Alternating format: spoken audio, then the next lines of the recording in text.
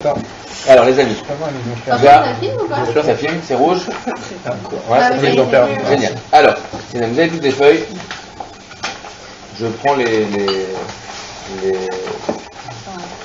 doléances de chacun à propos du rapport aux feuilles.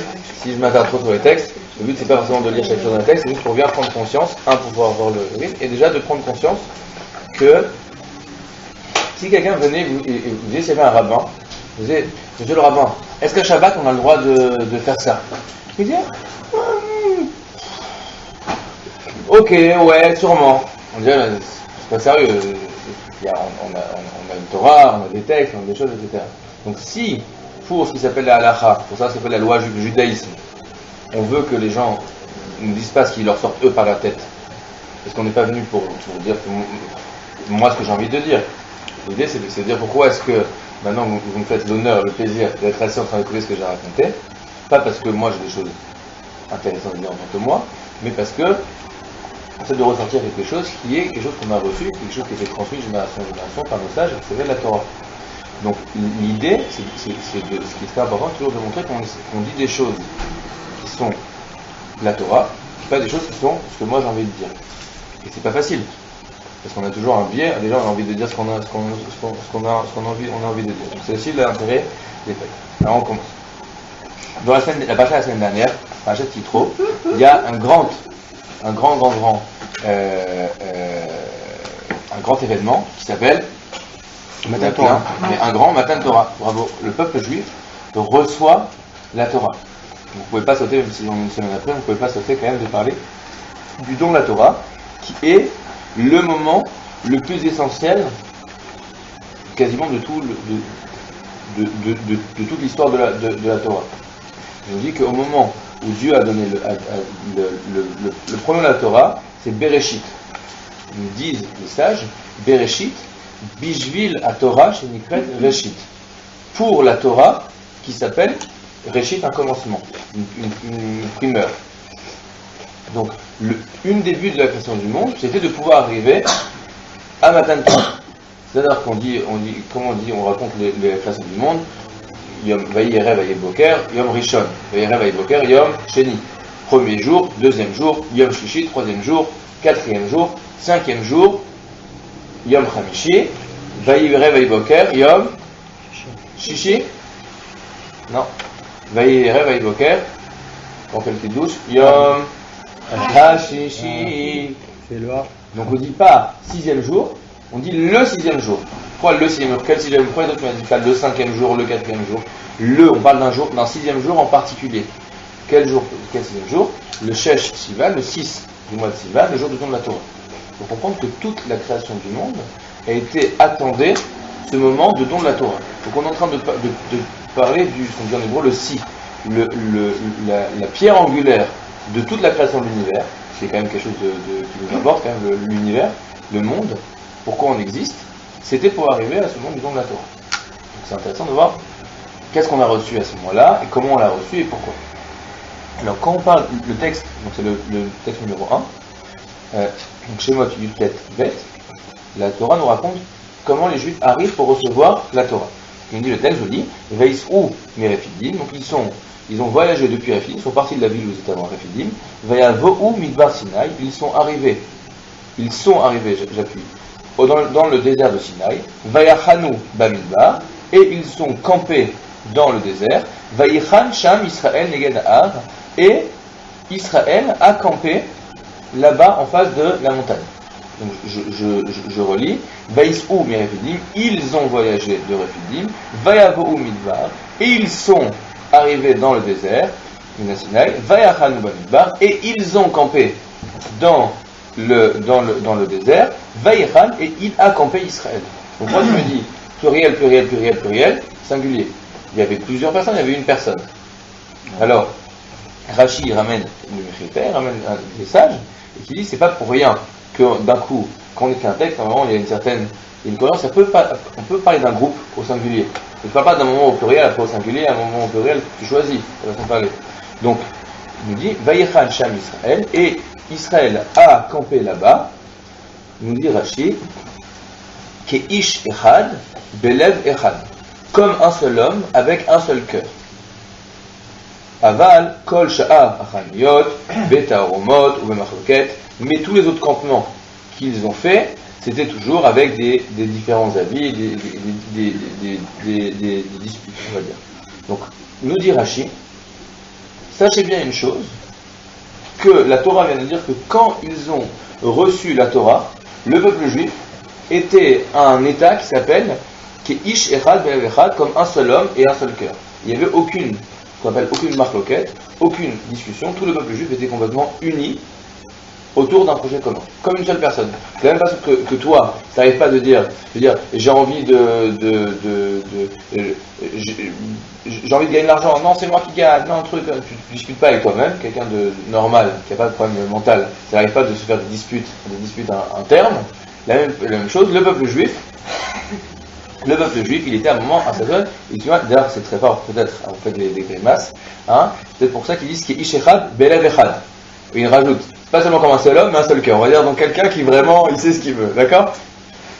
D'accord. Donc ça c'est le premier chapitre. Plus que ça, on voit le deuxième texte. Donc c'est le passouk, le verset suivant dans la Torah, qui nous dit, Ou Moshe ala el Elohim, Vaikra elav, ok, Hashem mina'a, il est mort. Donc Moshe est monté vers Dieu, et Dieu l'a appelé depuis la montagne, les morts, en disant, Kotomar levet Israël, levet Yaakov et Tagil les Israël. Okay. Va parler aux Juifs. Il y a un commentateur qui s'appelle le Sforno, il dit Moshe ala el Elohim, et Moshe est monté vers Dieu, il explique. Pourquoi est-ce que la Torah veut dire que Moshe est monté vers Dieu? Qu'est-ce que ça nous rapporte?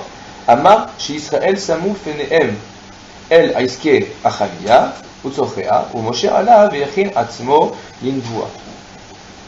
Qu'est-ce qui s'est passé à ce moment-là? Moshe a dit écoutez, moi je me prépare pour recevoir la prophétie de la Torah, et vous, occupez-vous du campement. Tu vas recevoir la Torah. La Torah, c'est pas un McDonald's, c'est pas un sandwich. Tu dois te préparer pour recevoir que la Torah, c'est quelque chose de spirituel. Ça réfléchit, ça s'étudie, c'est des textes. Donc tu vas recevoir la Torah. Et c'est pas c'est pas juste une sagesse, c'est la sagesse de Dieu. Donc, si tu dois te préparer pour la sagesse de Dieu, alors je ne sais pas, soit tu te prépares, tu réfléchis, tu mets tes idées en place, tu vas parler avec Dieu, tu vas avoir une rencontre avec Dieu, donc je ne sais pas, donc on va voir qu'à côté de ça, ils vont devoir laver leurs vêtements, ils vont devoir te purifier. T'imagines bien que de la même façon, c'est comme si tu dis, demain c'est Yom Kippour. Qu'est-ce que tu vas faire? Alors, prépare le couscous. C'est important de préparer le couscous pour après Yom Kippour, mais c'est évident que ça ne suffit pas de juste préparer le couscous pour être prêt pour Yom Kippour. Quand je vais avoir une rencontre qui est une rencontre spirituelle, je vais avoir une préparation qui est spirituelle. Et pourtant, nous dit le Sforno, Moshe dit écoutez, moi je vais m'occuper de la prophétie du rapport avec Dieu, et vous préparez le couscous.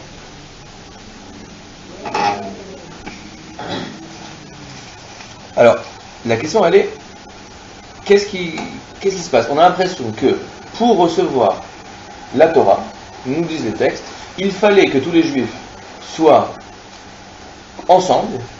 Il n'y a pas besoin d'aller commencer à faire aller étudier, aller réfléchir, etc. Il fallait qu'ils soient ensemble et qu'ils fassent quelque chose en commun. Pourquoi? Parce que pour préparer un campement, toi tu dois aller mettre les mâts, toi tu dois aller monter les tentes, etc. Organisez-vous.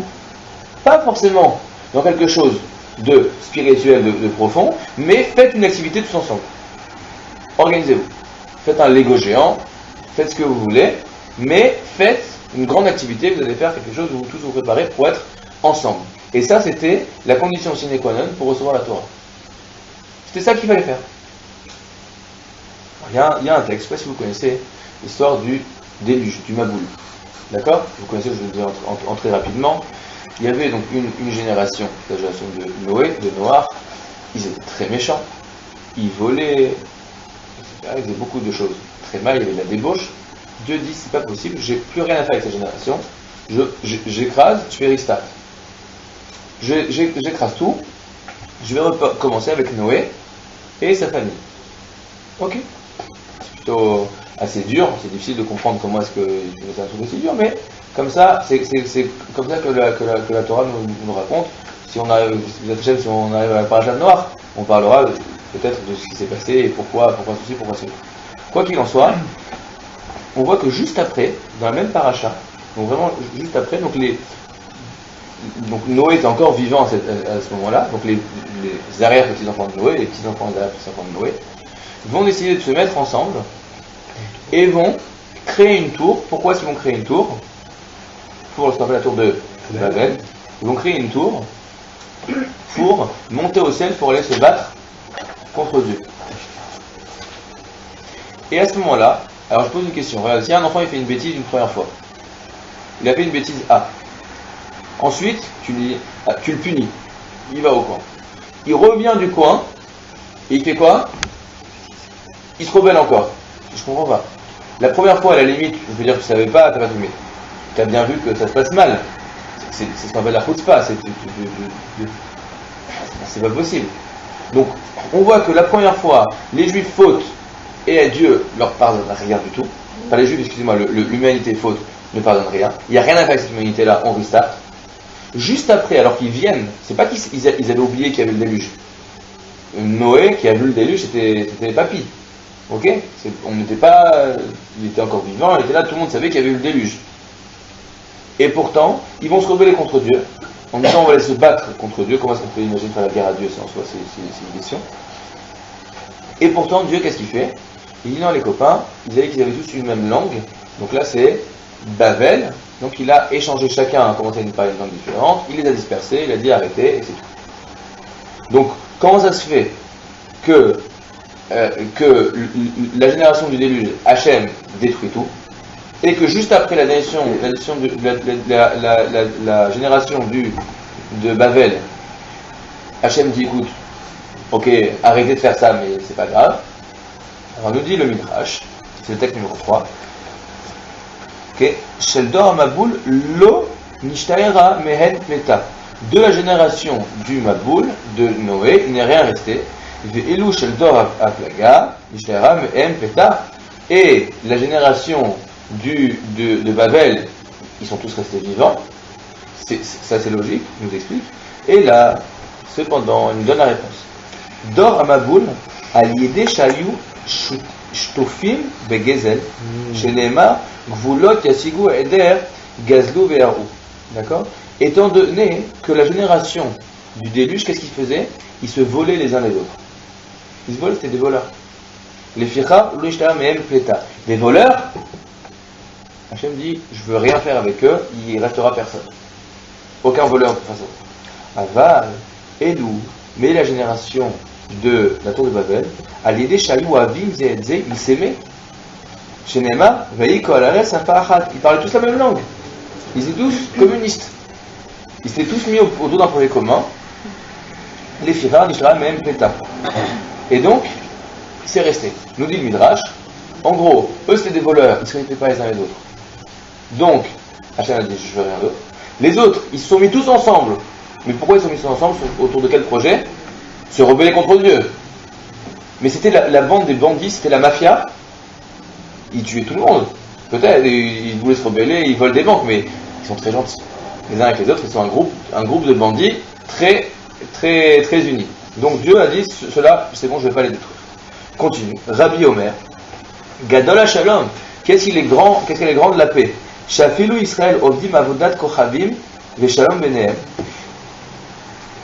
Donc il dit, Rabbi, je ne sais pas si j'ai bien coupé, à Amar Amakom, Kavyachol, Eni Yachol Lishlot Baem, Kivad Shalom Benehem, Shenema, Chavur, Atzavim, Ephraim, Anachlo. Donc il dit la chose suivante, Rabbi nous dit, regarde comme elle est grande, la force de la paix, l'importance de la paix entre les hommes. Car nous disent, même si les juifs, ils font de l'avodat kocharim, ils sont des idolâtres. C'est-à-dire que l'idolâtrie, qu'on comprenne bien aujourd'hui, vous voyez, bon, c'est pas grave, l'idolâtrie, c'est ce qu'on appelle, c'est un beau mot, c'est un peu chrétien, de dire ça, les péchés capitaux. C'est pas très, très, très joli. En tout cas, ça fait partie des choses que, dans toute la Torah, on dit, une personne, elle doit être prête, elle doit transgresser la Torah pour ne pas mettre sa vie en danger. D'accord? Voilà. Mais, il y a trois choses, le meurtre, la débauche et l'idolâtrie, où une personne, elle dit, une vie où j'étais obligé de faire une vie avec de l'idolâtrie n'a aucun sens. Donc, je suis prêt à donner ma vie pour ne pas être idolâtre. D'accord? Comme on voit malheureusement à l'Inquisition, on dit convertis-toi, et les Juifs ont été obligés. D'accord? Les uns après les autres, parce qu'ils disent, je ne suis pas prêt à vivre une vie si c'est une vie dans laquelle il doit y avoir de l'idolâtrie. Et pourtant, nous dit Rabbi, regarde la force du shalom. Même si les juifs font de l'idolâtrie, mais il y a de l'entente, de la paix entre eux, Amar Hamakom, Dieu dit Kaviachol, façon de parler, Eni Ahol Lishlot Ba'en. C'est comme si je n'étais pas capable de leur faire quoi que ce soit, Kivan Shalom Benehem, étant donné que la paix est entre eux. Aval, Mishenachou, Maou Omer, Chalek Liba, etc. Alamata, Gadol Shalom, Vesanoua, Marloket, et de là tu apprends que, comme il est grand, elle est grande la paix, et qu'à quel point elle est détestée, la dispute, la discorde. Alors, hier j'ai parlé un petit peu avec Karl de ce truc-là, c'est joli. En soi, ça peut être un Dvar Torah. Regardez les amis, comme elle est grande la paix, etc. Mais vu qu'il reste encore du sushi et qu'on n'a pas fini la soirée, j'ai encore un droit de parole, je vais te poser la question. C'est joli. Ok, s'il y a d'autres Tunisiens ici, c'est un truc, nos grands-mères, elles auraient adoré de dire ça, regarde, comme la paix, ça qui est important, etc. Mais ça a un sens. Ça a un sens, une vie. On est en train de dire que on est tous très gentils. On est tous très gentils, mais on fait n'importe quoi ensemble. Quel sens ça a, quel sens elle a notre vie? Ça ne veut pas dire que toute ta vie tu seras comme ça. J'ai compris. Tu peux te tromper de direction, mais c'est moins grave que les voleurs qui sont chacun pour soi et pour ensemble. Imagine, je te donne un truc. Je te donne quelque chose. Je te donne un espoir, quoi. Qu'est-ce qui est mieux? Alors, l'exemple, il est toujours mes exemples ne sont pas bons à 100%. Donc je prends juste un petit peu de l'exemple et on m'excusera du reste, mais pour que ça, c'est ça. Qu'est-ce qui est mieux? Daesh, qui sont tous très, très copains pour aller faire des trucs terribles, ou non, mais je pose la question. Alors il tue des gens, mais non, mais je le comprends, non. Mais oublions qu'il tue des gens. Qu'est-ce qui est mieux? Une bande de voyous qui font des choses terribles, mais ensemble, ou une société. Voilà, mais aussi tu étais dans le pays italien. Alors on essaie de trouver des gens qui sont ensemble, une bande de débauchés. Ok, alors on essaie de réfléchir. Qu'est-ce qu'il y a? Il y a des gens, ils se font rien de mal, mais c'est des gens des individuels. Des individuels, chacun dans sa vie, moi je m'occupe pas de toi, etc. Des traders. Voilà, qu'est-ce qui est mieux? Des traders de New York? Ou des voir Bouddha tout ensemble. Voilà, des hippies, quelque chose. Alors, on a envie de dire, ça vous paraît pas un petit peu truc? Et qui nous dit, et qu'est-ce qu'on lui fait pour la Torah? Dans ce cas-là, on est d'accord qu'ils sont mieux que les mecs bien individuels. Enfin, avec tout. Je sais pas exactement, on n'a pas parlé de mec bien individuel, mais on a dit la chose suivante, que le mec bien individuel, clairement, la faute d'aller se rebeller pour pouvoir tuer Dieu, est quand même une faute beaucoup plus grave au niveau spirituel, de vouloir aller tuer Dieu, que, en tout cas l'impression, qu'on n'est pas copains, qu'on va faire du vol. Tuer Dieu ou c'était... Ils voulaient se battre contre Dieu, ils voulaient sortir Dieu, ils ont dit Dieu, ils avaient fait un calcul comme quoi Dieu refaisait des déluges tous les X années. Ils ont dit il va nous refaire un coup de déluge, on va aller lui montrer c'est qui les patrons. Et il va pas... c'est un peu différent, alors, juste ils se sont trompés dans leur raisonnement. Ils n'étaient pas mauvais en soi. Enfin, je veux dire, si tu crois qu'il y a un Dieu qui va encore te remettre un déluge dans quelques générations et que tu veux protéger tes enfants, bah c'est hyper courageux de ta part de te dire je monte, je me bats. Tu vois ce que je veux dire? C'est pas de la perversion, c'est pas mauvais. Je vais pousser le truc plus loin. Il y a un autre midrash qui raconte qu'à cette époque, quand dans la tour de Babel, quand il leur manquait des briques, ils prenaient des gens pour en faire des briques. Ok, quand il y avait quelqu'un qui avait une brique qui se cassait, ils se mettaient tous à pleurer. Non, la brique! Cette brique, elle n'est pas remplaçable. Et quand il y avait quelqu'un qui mourait, ils disaient il y a plein d'ouvriers, sortez-le, mettez un nouveau. C'est un autre problème. Ce que j'essaie de dire. À quel point tu es capable d'aller loin pour servir la cause que tu crois plus grande que toi? C'est exactement ce que je suis en train de dire.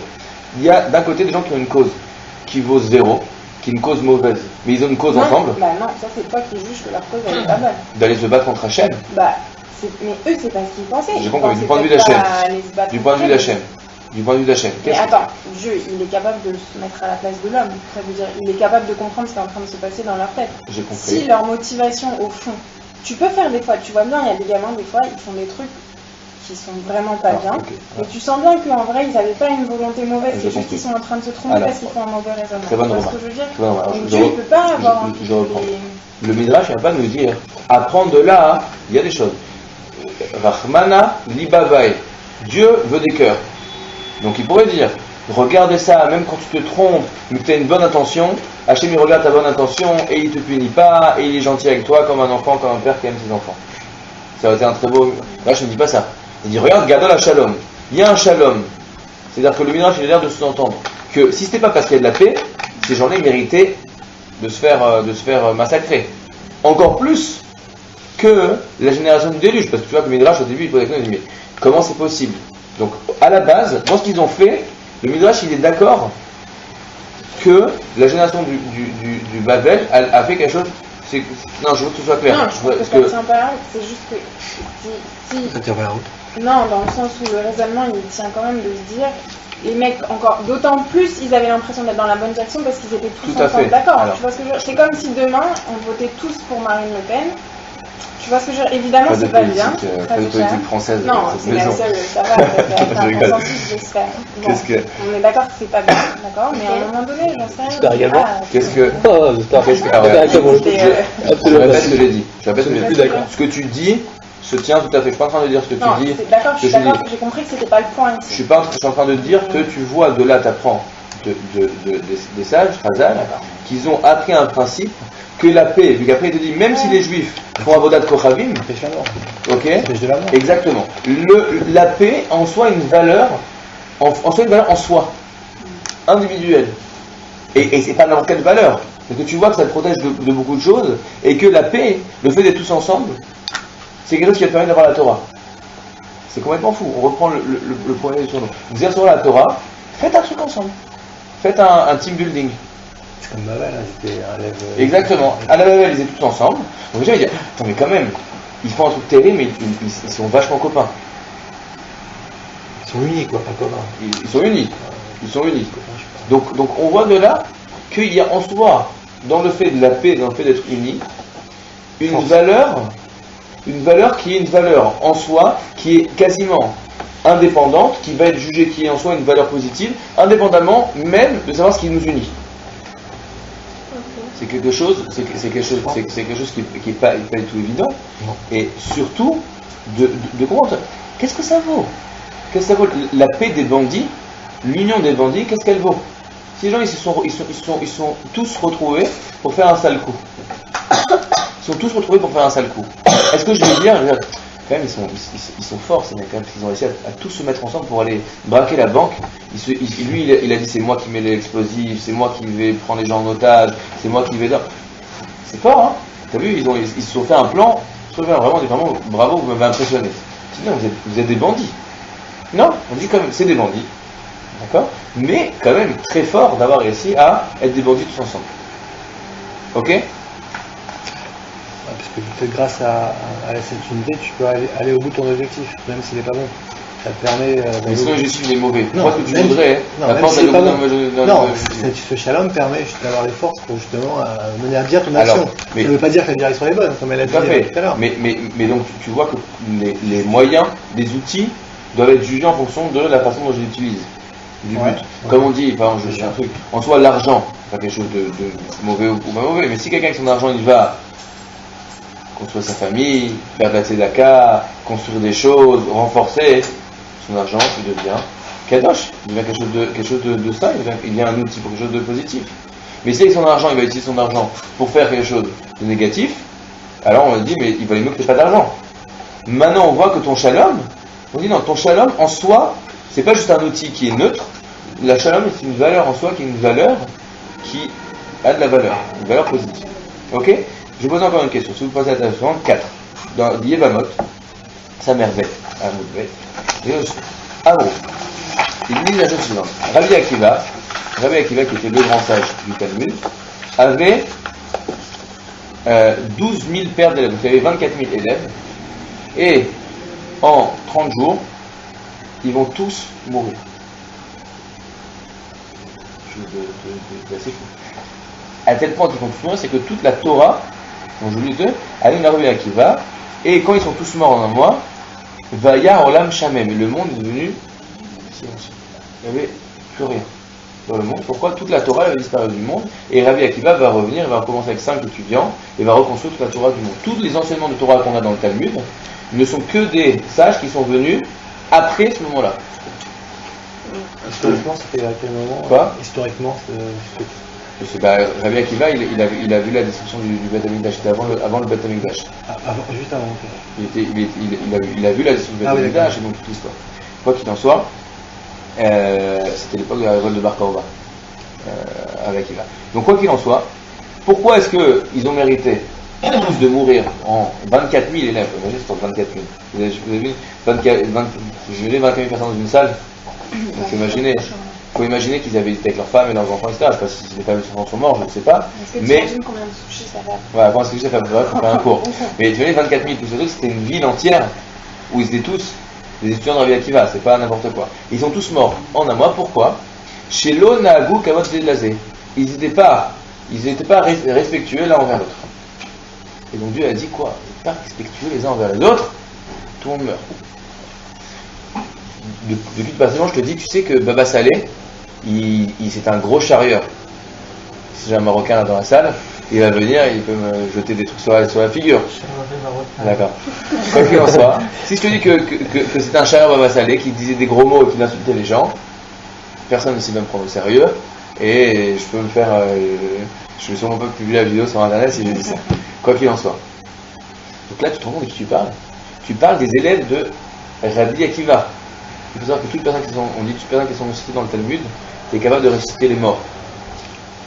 On parle des sages, c'est-à-dire qu'on ne parle pas de Baba Saleh, on ne parle pas de Rav Ovadia Yosef, on ne parle pas du Ben Ishraï. Citez-moi n'importe quel Rav, on parle quelque chose d'infiniment plus grand que ça. D'accord? Vous trouvez quelqu'un dans votre tête, le Rambam, tout ce que vous voulez, c'est infiniment plus haut que ça. Et qu'est-ce que tu dis? Qu'ils n'avaient pas respectué les uns avec les autres? C'est évident. Et pour ça, tu les as tués. Première chose, c'est évident que quand tu dis qu'ils n'étaient pas respectueux, c'est pas qu'ils se charriaient, ils s'appelaient le gros, le petit, l'idiot. Ok. Parce qu'il y a écrit, c'est ramené dans le Rambam, que celui qui appelle des gens par des noms, il appelle comme ça des noms pour se moquer, El lo chalek la olam haba. Il n'a pas de place au monde futur. Donc c'est quelque chose de basique. Tu peux pas imaginer que les élèves de Rabbi Akiva, ils disaient quoi, Rabbi Akiva, s'ils voyaient ça, ils les auraient tous sortis. De la Shonara, de dire du mal des uns des autres. C'est un interdit de la Torah. Je ne vais pas croire que les élèves de Rabbi Akiva, ils étaient tous des interdits de la Torah toute la journée. Donc, c'est quoi ce non-agum kavod zedazé? Ils ne se respectaient pas les uns les autres comme il fallait. Et de deux, qu'est-ce qu'ils ont fait qu'ils ont mérité de tous mourir? Encore une fois, on voit encore un point, on a l'impression que l'entente entre les gens, ça prend une place disproportionnée. Il y a des gens qui se font tuer parce qu'ils se respectent pas. Alors, je répète, je viens expliquer ce que je veux, mais on ne parle pas de monsieur tout le monde. On parle des élèves de Rabbi Akiva. Donc, en fonction de la grandeur d'une personne, aussi ce qu'on attend de lui est aussi proportionnel à qui il est. Donc, c'est évident que quand on parle des élèves de Rabbi Akiva, on demandait d'eux un comportement qui était en accord au regard de qui ils sont. Ça, c'est évident. Bon. Et donc forcément aussi on dit que les tzadikim ils sont jugés Bechut HaSehara comme l'épaisseur d'un cheveu. Les tzadikim sont jugés en fonction de qui ils sont. Ils font un petit truc et Hachem dit vous n'avez pas le droit à l'erreur parce que vous savez ce que vous faites.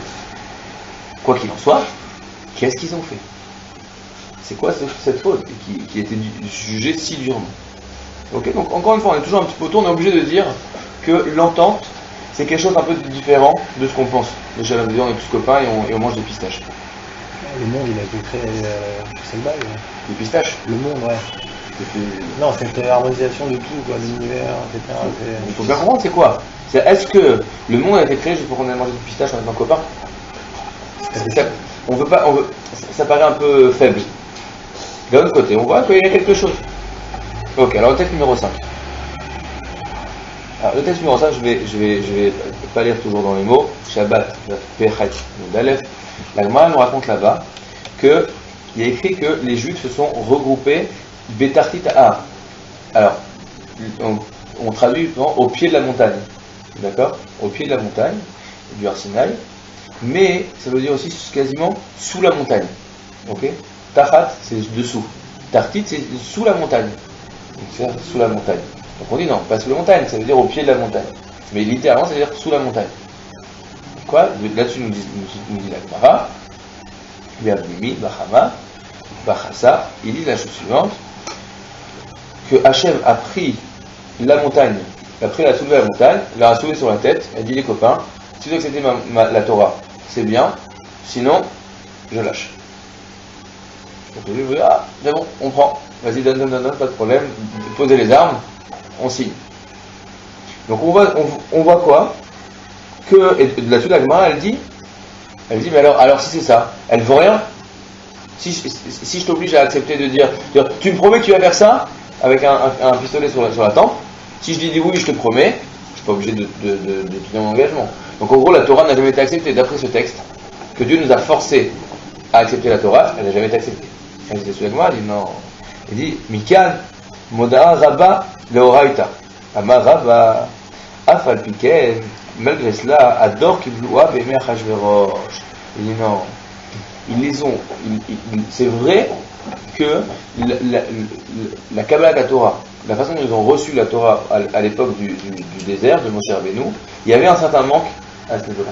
Il faut comprendre quand on explique des Midrashim, on n'est pas en train de dire est-ce que si j'avais été là avec mon appareil photo, j'aurais vu qu'il a soulevé la montagne ou pas soulevé la montagne. C'est pas ça qu'on essaie de dire. On essaie de dire que d'une certaine manière, les Juifs étaient à un niveau qu'il fallait que Hachem, entre guillemets, fasse un coup de pouce, les force d'une certaine manière à attraper la Torah. Donc ils étaient à un niveau de réception de la Torah qui était ce qu'il était. Mais quoi, nous dit la Gemara? Mais à l'époque de Achashverosh, à l'époque de Purim, les Juifs, le peuple juif a à nouveau accepté la Torah, et cette fois de tout cœur. Kimouv et Kiblou, il y a écrit dans Megillat Esther, on dit Kimouv et Kiblou, ils ont respecté et ils ont accepté, les Juifs. Kimouv Maché Kiblou, ils ont réalisé ce qu'ils avaient déjà accepté. Donc, nous dit le Talmud qu'à l'époque de Purim, les Juifs ont accepté la Torah d'une façon qui venait réparer le manquement dans la réception de la Torah qu'il y a eu à l'époque du désert. C'est un peu évident, est-ce que c'est clair pour tout le monde? C'est un Sev Nishma, quelque part. Alors il y a quelque chose dans la Sev Nishma, quoi qu'il en soit, c'est vrai, quoi qu'il en soit, est-ce que c'est clair ce que c'est un peu compliqué? Donc on a compris qu'à l'époque du désert, il y avait un certain manque qui fait qu'ils ne pouvaient pas recevoir la Torah de façon entière, et qu'à l'époque de Purim, ils ont réussi à récupérer la Torah de façon beaucoup plus haute, vu qu'ils l'ont reçue d'eux-mêmes sans qu'on soit obligé de les forcer. Comment? Non, et alors à ce moment-là, ils ont dit, finalement la Torah qu'on nous avait donnée de façon forcée, on veut la faire de façon de bon cœur, on veut la faire. Ok? Donc c'est comme s'il était venu une première fois avec le pistolet, et tu signes, donc là tu dis ma signature elle vaut pas grand-chose, et la deuxième fois il signe, mais ce que j'ai signé, je valide, de plein gré. Ok? Donc ça c'est... Question, il a fait pareil avec tous les autres peuples, il a proposé la Torah à tous les autres peuples. Alors c'est un midrash, etc. Oui, donc à tout le monde il a fait la montagne. Non, c'est une marage. De là, les autres peuples ils vont dire, mais nous tu nous as pas forcé à le faire. On va dire, il y a des réponses, c'est aussi un souga. C'est une très bonne remarque. Et il y a des textes qui parlent de ça. Ok. Le texte suivant, le texte 6, je sais que la déjà préféré, je finis sur le texte avec Marot. On va commencer à expliquer. Le sujet nous dit une chose, vous posez dans le qu'on lit vendredi soir, et chez Traïm ça, comment c'est fini avec Sheker Achen, Ve'evel Hayofi, Shayirat Adonai Itid Halal. Sheker Achen, c'est un mensonge que la grâce, Ve'evel Hayofi, et une vanité que la beauté, Shayirat Hashem, une femme qui craint Dieu, elle est digne de louange. Nous dit nous dit la Gemara dans son écrit, nous dit Sheker Achen Zedoro Shel Moshe Rabbeinu Shel Moshe. Quand on dit que la grâce n'est qu'un mensonge, c'est la génération de Moshe quand ils ont reçu la Torah. Ve'evel Yofi, d'une vanité que la beauté, Zedoro Shel Yoshua, parce que c'est la génération de Yoshua.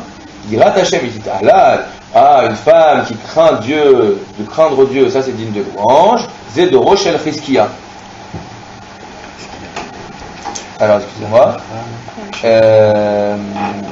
là, chez Yehuda, Rabbi, excusez-moi, j'ai pas lu où je voulais là. Zedoro, excusez-moi, Zedoro Shel Rabbi Yehuda, Rabbi El Hay. Donc, nous dit le Talmud, donc on avait dit déjà qu'il y avait un manquement à la leçon de la Torah au moment de Moshe, mais c'était mieux au moment de Purim. Il y a un autre texte qui nous dit, au moment de Moshe, ça s'appelle Sheker Achen, c'est une mensonge, la grâce. Au moment de Yoshua, Evel Ayofi. Et quelle génération est beaucoup plus grande que les autres, elle a reçu la Torah de façon beaucoup plus profonde et beaucoup plus grande. C'est la génération de Yehuda Berabi El Haï. Ok, pourquoi? Nous dit la Torah, nous dit la Gemara, Sheayu Shisha Talmidim Mitrasim Betalit Achat. Pourquoi? Parce qu'il se mettait 6 étudiants sous un seul manteau, une seule couverture, et ils étudiaient la Torah, 6 sous une seule couverture. Nous dit Rashi qu'ils étaient pauvres. Ok, on retrouve encore ce truc-là. La génération de Moshe Rabbeinu, il faut essayer de comprendre. Nous dit Midrash que Shifra Rabayam, qu'une servante, elle a vu dans la mer ce que les prophètes, ils n'ont pas réussi à voir dans leur prophétie. C'est-à-dire que le dernier des Juifs, il a pu voir, il a eu un niveau de proximité de prophétie qui était bien plus grande que les plus grands des prophètes. Donc la génération de Moshe Rabbeinu, c'est le top du rapport avec Hachem. Et pourtant là-dessus on nous dit, ça c'est Sheker Achen. C'est quoi il rate Hachem, c'est quoi le top du top? C'est parce qu'ils étaient assis sous un talit, parce qu'ils étaient pauvres et qu'ils se mettaient 6. Encore une fois, d'un côté tu as des gens qui ont un niveau spirituel énorme, et tu dis ça ne vaut pas ceux qui sont 6 sous un talit. Alors, pour comprendre ça, j'ai ramené ce texte, on va pas le lire dans le détail, parce que sinon je crois que vous allez tous vous endormir, mais c'est un texte magnifique du Rav Kook. Alors il y a un siddur qui s'appelle Olad Reaya, et vous savez que tous les matins, on lit un petit texte, juste avant le Shabbat, on lit un texte sur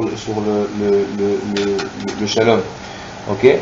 Amar Rabbi Elazar, Amar Chamina, Tamina Chamim Marvim Shaolam Baolam, Shelema, Bechol Banir, Mouda Hashem, Verav Shalom Banir, Altikal Banir, Rabonir. On lit, c'est un texte qui est dans Brachot.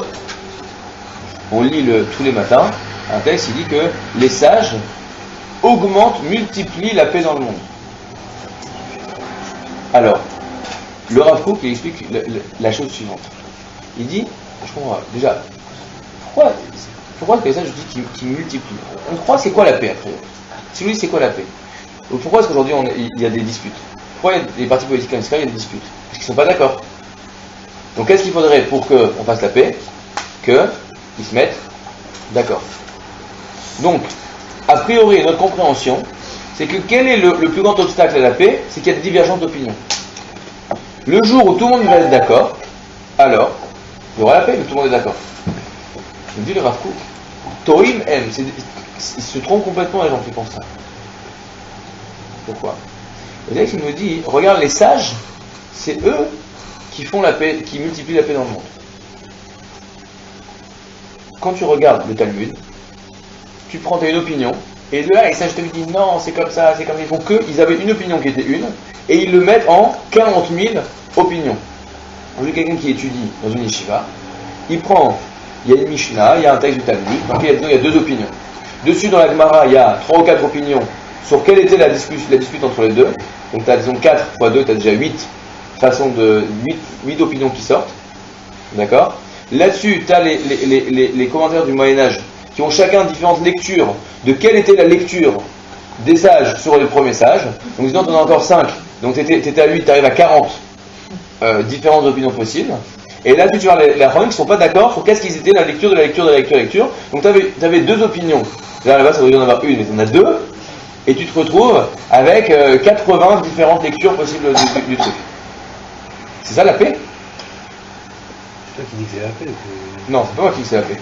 C'est Yidil. Tamine Chamim Mavim Sham Baolam. Le fait d'être d'accord, tu dis qu'il faut être d'accord, c'est ta définition. Non, c'est ma définition qui est pas bonne. Voilà, je suis pas d'accord avec ça. C'est ça qui ont défini pour la tour de Babel. Tout le monde était d'accord, c'était la paix. Alors voilà, exactement. En tout cas, nous on pense ça quand nous on appellerait la paix. Très bien. Nous c'est ça qu'on appelle la paix, c'est quand tout le monde est d'accord. Nous dit le Rav Kook, non. Les sages, qu'est-ce qui multiplie la paix? La paix, elle n'est pas que. Pourquoi on s'entend pas tous? Hachem, s'il te plaît, qu'enfin ils comprennent que j'ai raison. Quand tout le monde va comprendre que j'ai raison, on va tous être d'accord et enfin il y aura la paix. Tout le monde veut la paix. Est-ce qu'il y a un homme politique qui veut la dispute? Ils veulent tous qu'il y ait la paix, sauf que pour avoir la paix, il faut qu'on se mette d'accord et donc, quitte à choisir une opinion, prenez la mienne. Ils veulent pas prendre la mienne, ils sont de mauvaise foi, ils veulent pas la paix, alors c'est la guerre.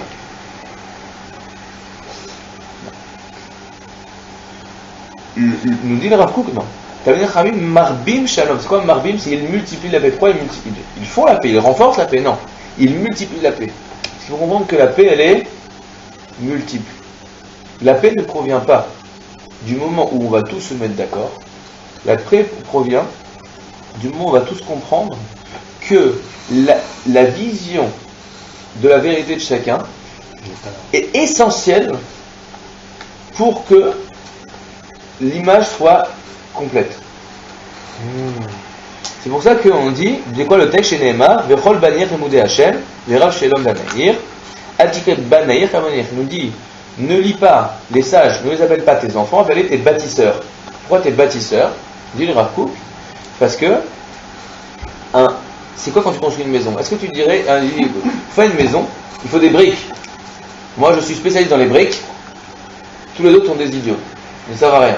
Ok, une belle brique, mais s'il n'y a pas l'installateur, celui qui lui met la canalisation, personne ne va vivre là-dedans. Si le plombier dit une maison sans plomberie, ça vaut rien.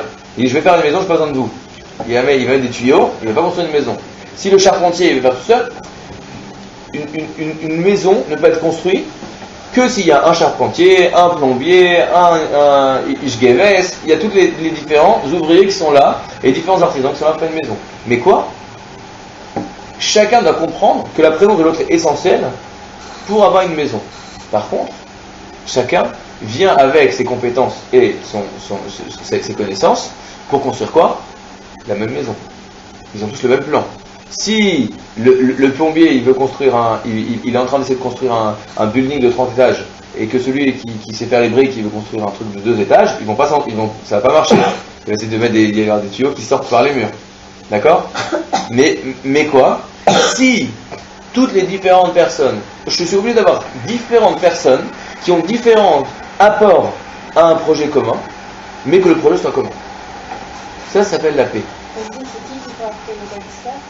Les Talmidei Chachamim, les sages. Pourquoi? Et là, ça nous permet de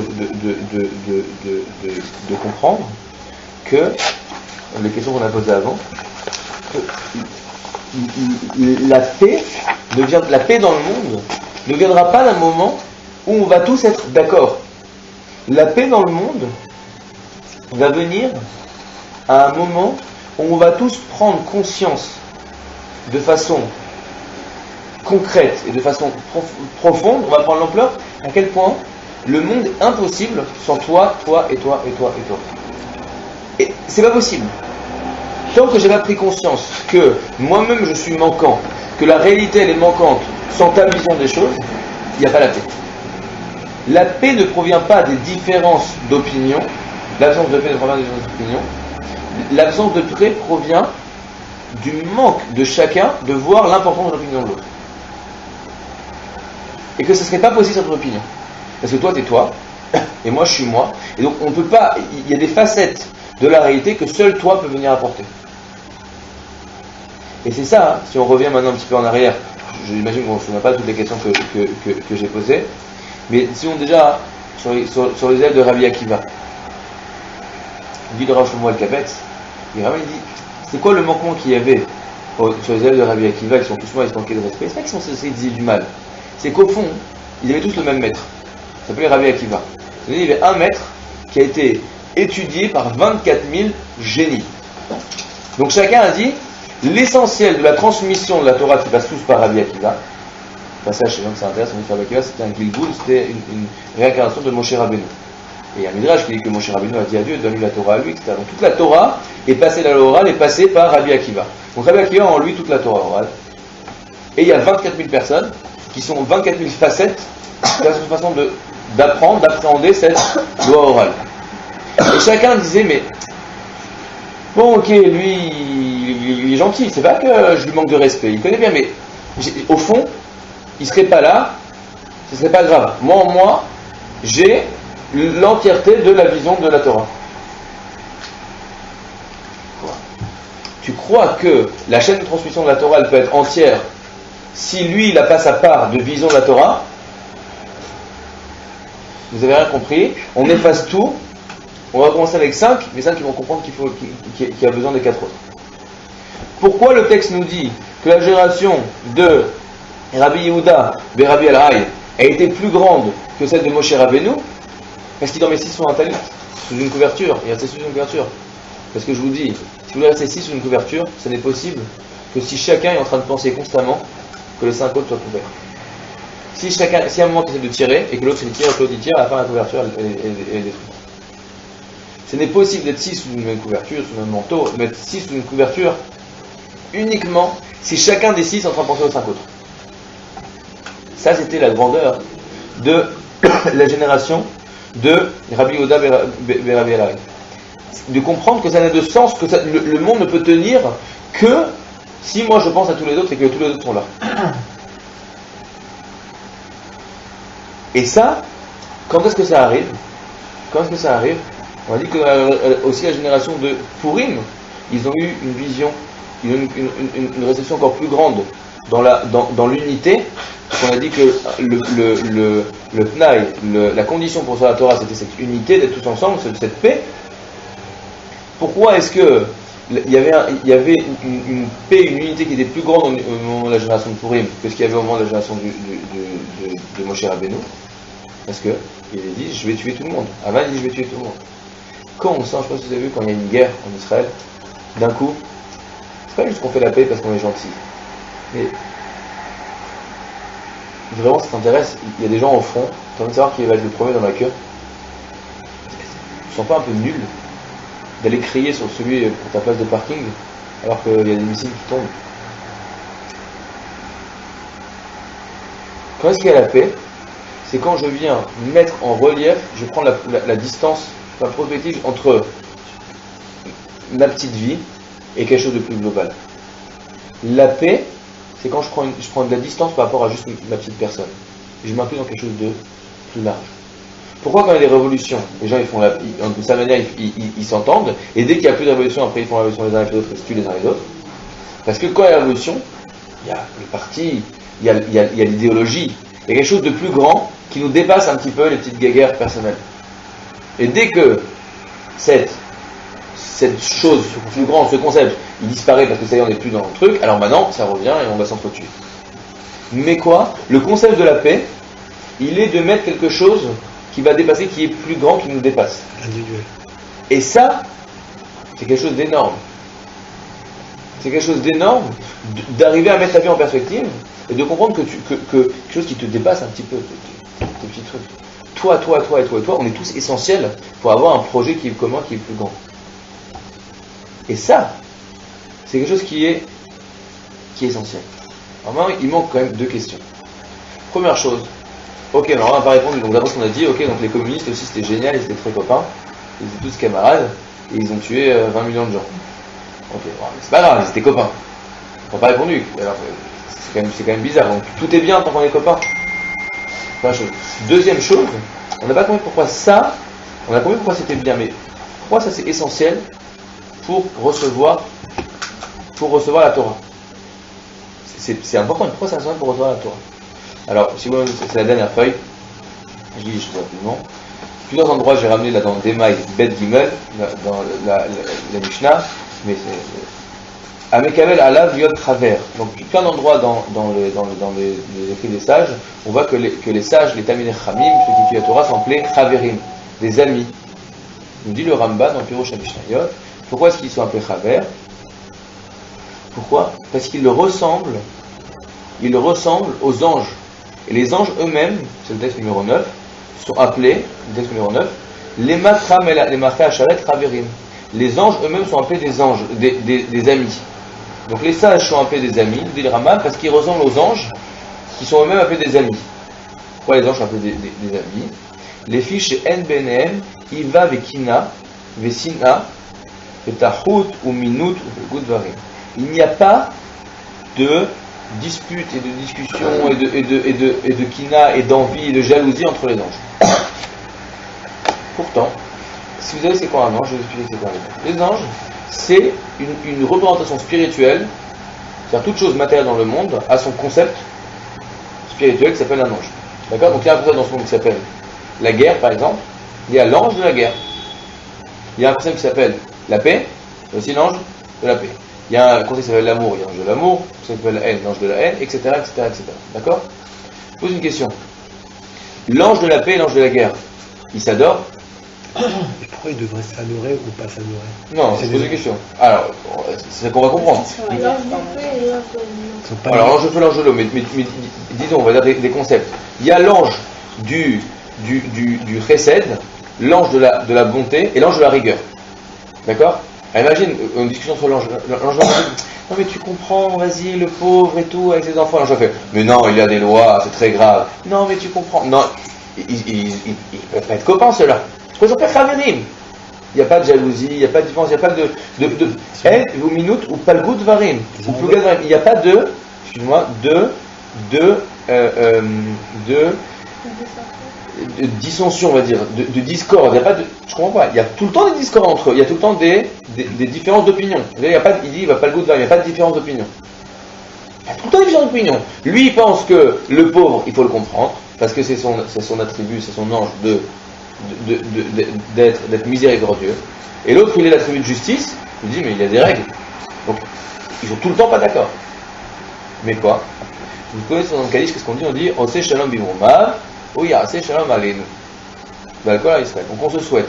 De la même façon que Dieu a fait l'épée dans les mondes supérieurs, donc chez les anges, ou qu'il y a la paix chez les anges, de la même façon que Dieu fait la paix chez les anges, on se souhaite qu'il fasse la paix dans ce monde-là quand Mashiach va venir. Pourquoi est-ce qu'il y a la paix chez les anges? Ils s'appellent Chaverim, qui en kina vesina b'mechaou benehem. Pourquoi? Parce que pourquoi l'ange de la miséricorde, il aime la miséricorde? Il aime la miséricorde pour Dieu. C'est un boss, quoi. Du boss. Parce qu'il faut la miséricorde dans le monde. Et pourquoi l'ange de la justice, il aime la justice? Parce qu'il veut la justice. Pas pour lui, pour Dieu. Chacun. Pourquoi est-ce qu'il veut ramener sa vision du monde? Parce que c'est une facette de la réalité de l'existence du monde. Mais il est conscient que c'est pas toute la facette du monde. Donc il est conscient à la fois que moi mon job, c'est de faire de la miséricorde, moi mon job c'est de faire la justice, moi c'est de faire la vérité, moi c'est de faire du mensonge. Mais même l'ange de la guerre, il comprend qu'il doit y avoir un concept qui s'appelle la paix. Et même l'ange de la paix, comment qu'il y a même ils sont les plus opposés du monde. Il y a tous les différents avis. Tu as de l'extrême gauche à l'extrême droite. D'accord? Tu as tout. Mais quoi? Chacun comprend que la présence de l'autre est essentielle pour que la bonté d'Hachem soit complète dans le monde. Est-ce que les anges, ils ont libre arbitre? Non. Alors comment ils peuvent avoir un problème avec une autre personne, puisque finalement ils sont dans une direction, et ils vont pas se poser la question, lui, pourquoi Non, déjà, c'est dire qu'ils n'ont pas libre arbitre. Hachem les a construits d'une certaine manière. Donc la question c'est, Hachem il a fait la paix entre eux. Hachem les a construits d'une manière. Si vous parlez des anges, je ne sais pas trop. Non, parce que tu parlais des anges, est-ce que nous, on est des humains, non, tu vois? Alors, non, l'image elle est bonne, mais... Nous, la différence c'est quoi? C'est que nous, on a en nous et des envies de paix, des envies de choses, etc. Donc ça rend on doit toujours choisir entre les deux. On est toujours tiraillé, toujours deux. Hachem il est un, il est echad. D'accord? Donc c'est ça qui fait la grande différence, qui fait que nous on a libre arbitre et qu'eux n'ont pas libre arbitre. Mais nous on se souhaite que quoi? Que comme Mashiach va venir, de la même façon que Hachem a fait la paix entre les anges, qu'il fasse la paix sur le monde. Donc c'est pas une paix dans laquelle on va tous être d'accord. C'est une paix dans laquelle on va tous comprendre que l'autre il est essentiel, que chacun a sa place. Nous dit Pirkei Avot, il n'y a pas une chose qui n'a pas son temps, sa place, ou une personne qui n'a pas sa place. Ça n'existe pas. Chaque chose que Hachem il a créée, elle a sa place dans le monde. Elle doit être là. Et s'il n'était pas là, le monde il serait manquant. Le monde il ne pourrait pas être là. Il y a la chose, je ne sais pas d'où il a tiré ce qu'il a dit, mais je veux bien croire que c'est vrai. Il a dit que s'il manquait un seul juif, il y avait 600 000 hommes, des millions de personnes, s'il manquait un seul, la Torah n'aurait pas été donnée. Mais on comprend un peu ce que ça veut dire. Je ne sais pas d'où il a tiré ça, mais l'idée, on la comprend. Parce que on fait une Torah entière. Les élèves de Rabbi Akiva, ils n'ont pas compris. Si tu ne comprends pas que l'autre il a sa place, c'est que tu vas avoir du 80% de Torah. 80% de la Torah, c'est pas la Torah. C'est un puzzle avec Il manque une pièce. Un puzzle où il manque une pièce, Belle image. c'est pas un puzzle. C'est pas un puzzle, ton puzzle il est pas fini. Ah oui, je l'ai presque fini. Oui, mais t'as un trou ici. Ah oui. Ça saute aux yeux le trou. Tu peux pas dire, oui, mais c'est quand même sympa. Et tout. Oui, mais c'est pas un puzzle. Ok, va chercher la dernière pièce. T'es pas content parce que il te faut la dernière pièce du puzzle. Pourquoi t'as déjà 99 pièces? C'est un puzzle, c'est tout. La Torah, c'est tout. Donc on se souhaite que quoi que Hachem il va nous faire la même paix que chez les anges, une paix où chacun va comprendre la place de l'autre. Et c'est ça pourquoi est-ce que les sages ils sont appelés, encore une fois, ils sont appelés des Ravérim comme les anges, des amis comme les anges. Pourquoi? Parce que le sage, c'est celui qui comprend que la vision de l'autre elle est essentielle. Pourquoi? Parce que elle nous dit le texte numéro 12, il y a un texte comme ça dans Moed Katan qui nous dit si le Rav, si l'enseignant il ressemble à un ange, apprends de lui. Et s'il ne ressemble pas à un ange, n'apprends pas de lui. C'est venu comme ça aujourd'hui quand j'ai préparé le texte. Pourquoi? Parce que s'il ne ressemble pas à un ange, s'il ne ressemble pas à un ange, sa Torah n'est pas une Torah entière. Il y a un texte numéro 11 dans Mirtav Eliyahu, dans le la Tanya. Il dit la chose suivante que, il est écrit dans Yecheskel, Veifrosh Ota Lifnai Iktuva Panim Ve'achor. La Torah a été écrite Panim de devant, Ve'achor et de derrière. On dit que la Torah est donnée Panim el Panim, face à face. C'est quoi face à face? Face à face, c'est qu'il n'y a rien qui nous sépare. C'est-à-dire que ce que moi je te mets, c'est ce que toi tu reçois. D'accord? C'est quoi un chor par derrière? C'est qu'il y en a. C'est que il y a. Il explique le Rav Dessler, le Balatania, c'est que on va regarder qui reçoit. Ça dépend, c'est une Torah qui n'est pas exactement comme on l'a donnée, qui est dépendante de qui la reçoit. La Torah, comme j'ai commencé le cours, j'ai pas fait exprès, mais c'est bien tombé. Si maintenant, bien qu'il y ait 70 facettes à la Torah, mais si maintenant le Rav, il ne ressemble pas à un ange, si le Rav, il a une Torah qui est dépendante de lui qui il est, d'accord, parce que le Rav il a besoin de son kavod, il a ses peurs, il a ses envies, il aime ceci, il aime cela, donc il a une Torah qui dépend de ce qu'il aime. C'est pas la Torah. Ouais. Alors, je me dis gaffe parce que même moi en train de dire ça, j'ai senti le truc, je savais que t'allais quoi qu'il en soit. C'est pas pour dire que chacun il a son approche de la Torah. Chacun il a des gens par exemple qui vont, ils aiment chanter. Les gens ils sont très philosophes. Ils sont très dans des petits points. Chacun il a son approche. Mais quoi? Je dois pas venir y mêler mes peurs, mes envies, etc. Ok, ça c'est très dangereux. Quand ils font de la politique avec la Torah, tu fuis. Parce que tu vois qu'ils vont arriver, ils vont prendre la Torah, ils vont la tourner dans tous les sens pour dire exactement ce qu'eux ils veulent. Ils font de la politique avec la Torah. C'est très grave de faire ça. C'est pas de la Torah. C'est de la politique. C'est pas qu'on ne croit pas un truc, qu'il n'y a pas des parties de Torah qui sont des parties politiques, c'est aussi la politique. Mais tu ne prends pas la Torah pour l'utiliser comme une arme. On dit celui qui utilise, c'est dans Pirkei Avot, je ne l'utilise pas comme un marteau, comme une pioche. Celui qui utilise la Torah comme un outil, il n'a pas de part au monde futur, c'est pas de la Torah. C'est un outil. Lui, il est mathématicien, le truc, lui, il prend la Torah. Mais ça, c'est pas ça la Torah. La Torah, pour qu'elle soit une vraie Torah, il faut qu'elle soit une Torah entière. Et pour ça, il faut que ce soit la Torah telle que tu l'aies reçue, une Torah qui est entière. Et pour que ce soit une Torah entière, tu dois comprendre que toi, tu n'as pas la capacité d'exprimer ta Torah, c'est quelque chose qui te dépasse. Tu dois comprendre dans ton approche de la Torah que la Torah, c'est une sagesse divine. Et donc, par définition, c'est quelque chose qui te dépasse. Et donc, tu ne vas pas la limiter que à ce que toi, tu es capable d'en tirer à un instant T. C'est pour ça que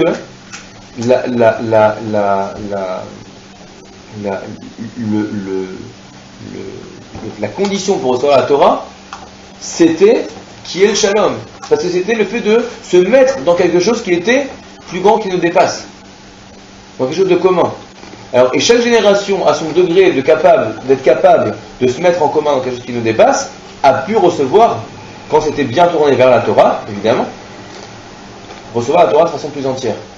Les gens de Moshe ont pu avoir un certain niveau de hardout, de se dépasser ils ont vu sur un tel niveau de la Torah. La version de Yonem El-Haï, ils ont réussi à avoir un plus grand niveau de chacun, comprenait qu'il y avait besoin de tout le monde, et ils ont pu avoir une plus grande réception, une version plus vraie et plus entière de la Torah.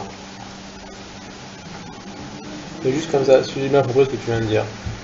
Globalement, tu dis qu'on ne peut pas comprendre la Torah dans son entièreté seul. Globalement, chacun comprend une partie de la Torah. C'est uniquement quand on va parler avec les autres, puisqu'ils ont compris la Torah et qu'ils vont compléter notre connaissance de la Torah, et qu'au final, quand on aura parlé avec tout le monde, on aura l'entièreté, plus ou moins de... C'est ça que j'ai dit. Même si tu parles avec tout le monde, au fond, tu ne pourras avoir la Torah que ta vision, ta compréhension de ce que lui t'a dit.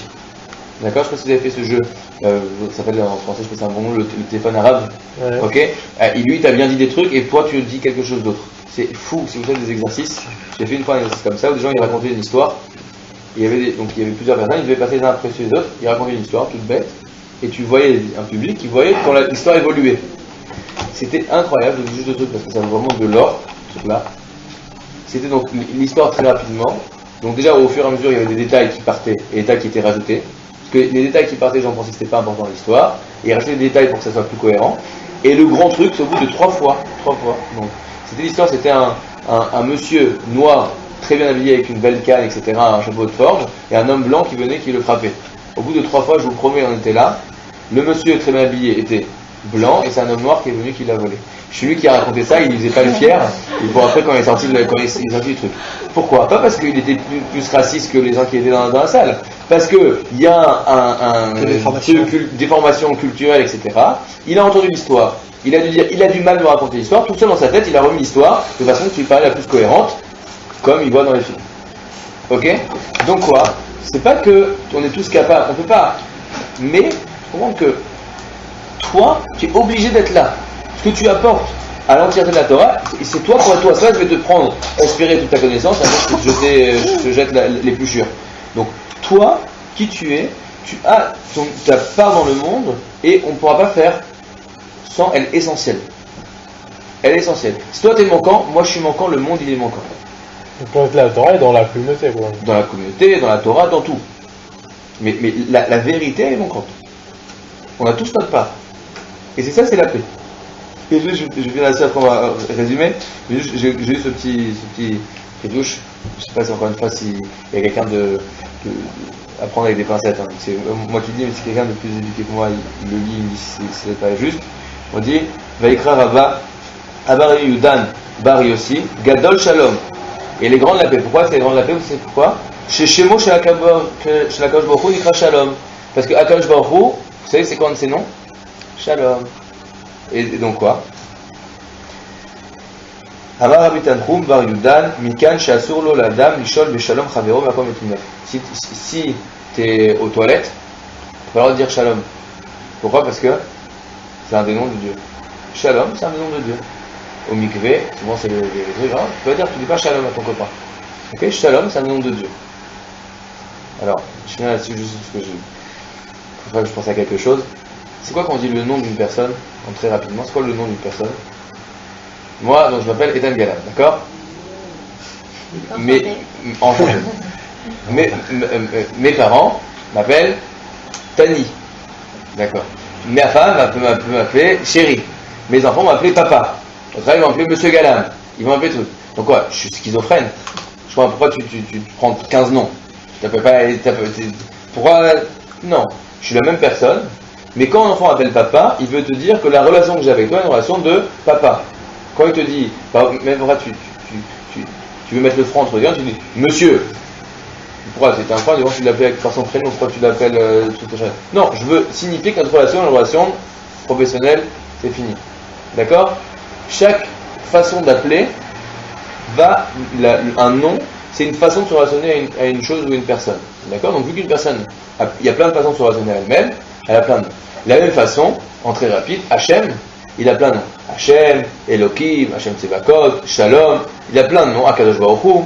C'est pas que le Chaz et Shalom, il y a plein de dieux, un Dieu, mais chaque nom vient signifier une façon d'Hachem de s'exprimer dans le monde.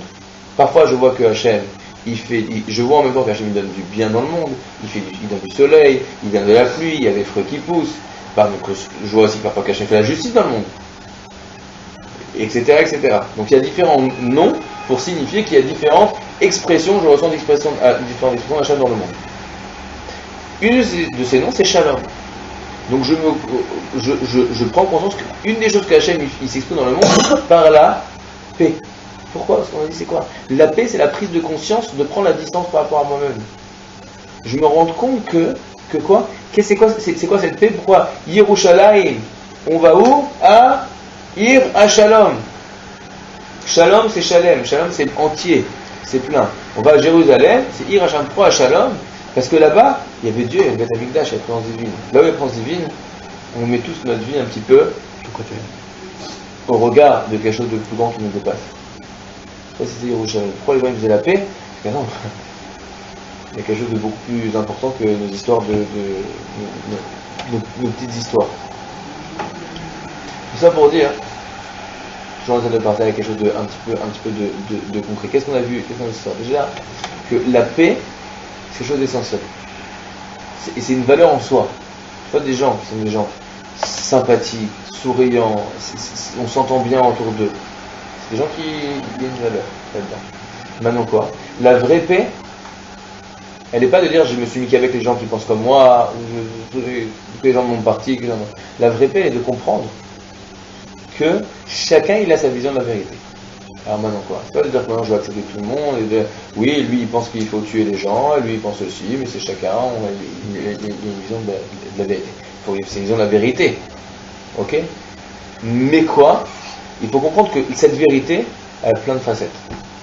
Elle a plein de facettes. C'est obligé que dans le monde, il y ait des gens qui vont avoir une approche comme ça, des gens qui vont avoir une approche comme ça, des gens qui vont ressentir les choses de telle manière, des gens qui vont ressentir. C'est obligé. Et c'est pas lui il est mieux, lui il est moins bien, lui il est plus vrai, lui est moins vrai. Chacun, dans son approche, il doit avoir l'approche la plus vraie possible de son approche. D'accord? Donc, mais quoi? Il doit avoir son approche à lui. Toi, tu dois être toi. Toi, tu as ta vision du monde et de la Torah et de la vérité que seul toi peut apporter au monde. Mais tu dois aller l'exprimer jusqu'au bout. Dans la vérité, dans la pureté de cette chose-là. D'accord? Quelqu'un qui dit, moi, je suis quelqu'un de très artistique, j'adore la musique, mais au fond, il fait un peu tac-tac la guitare et il prend de la drogue. Ça ne veut pas qu'il exprime sa vision du monde, etc. Ça s'appelle qu'il est un drogué. D'accord? Donc la différence, elle doit être là. Mais, il y a oui des gens, leur expression de leur c'est par là. Il y a oui des gens, leur expression, c'est pas, ils sont très cérébraux. Il y a des gens, oui, c'est par chacun, il a sa façon d'exprimer la vérité qui est en lui. Et ça, c'est essentiel. Ça, c'est essentiel au monde. Deuxième point, un peu plus large que juste la vérité, de comprendre que qu'est-ce qui fait la paix? C'est de relativiser un petit peu sa petite chose et de mettre une vision un peu générale des choses. Il faut toujours... Pourquoi tu prends ta vie, tu prends lui il m'a fait ça, et tu te rends compte, elle va paraître ça. Essaie de réfléchir. Toujours, malheureusement, je vais vous dire, mais au moment qu'on apprenne de ça, quand tu as entendu ce qui se passait il y a 31 jours, il y a un mois, à Paris, les attentats, est-ce qu'à la seconde où tu as appris qu'il y a des gens qui se sont fait tuer, chez comme ta maman, est-ce qu'à ce moment, cette seconde-là, tu aurais été te plaindre que ta copine, elle t'a pas invité, elle t'a donné la 3e place, elle t'a la 2e place pour aller au bal des super fêtes. Ok? Excusez-moi, j'ai une petite fille de 2 ans. Quoi qu'il en soit, quoi qu'il en soit, à ce moment-là, non. C'est pas ça. C'est que comme ça qu'on a la paix. La paix, elle n'est pas parce qu'on est en train de manger des pistaches. Ça s'appelle pas la paix. Ça s'appelle pas la paix. La vraie paix, elle est vraiment quand je comprends que chacun a une place. La vraie paix, elle provient d'une compréhension profonde de l'importance de chacun. Et que chacun en a un rôle à jouer. Et que chacun en a un rôle à jouer dans la Torah. Que chacun en a un rôle à jouer dans le peuple juif. Que chacun en a un rôle à jouer dans le monde. Chacun en a un rôle à jouer dans l'univers. Ça, c'est la paix. Et encore plus, maintenant qu'on est au moment de politique, je finirai juste là-dessus. C'est infiniment, je le répète à chaque fois, si lui il est ministre, ou si lui il est ministre, s'il a 12 sièges et il a 11 sièges et demi, il a 3/4 de sièges, si à la fin on s'est dit du lachon hara sur les autres, on s'est disputé, on a commencé à truc et des disputes, on a tout perdu, parce qu'on n'a qu'une seule personne qui sait ce qui se passe, c'est Hachem. Et Hachem, il veut quoi? On soit tous respectueux les uns des autres. Au moins, si déjà tu n'es pas capable de vraiment donner de la valeur à chacun, au fond de toi-même, au moins que de la façon que tu te comprends, ça soit une façon respectueuse des personnes. Donc c'est sûr que c'est à ça qu'il faut donner de la valeur. Il faut regarder qui sont les personnes qui unissent et qui sont les personnes qui essaient de désunir. Et nous, dans notre façon de faire, toujours essayer de garder, dire que tout ce qui va essayer de nous faire des disputes et faire des dissensions entre les personnes, c'est pas ça qui nous intéresse, c'est pas comme ça qu'on construit, c'est pas comme ça qu'on avance. Nous Hachem qu'on ait tous le mérite, que jamais vivre mal, que bientôt il fasse la paix dans le monde comme il le fait dans les anges, qu'on puisse tous donner la valeur à nous-mêmes et aux autres.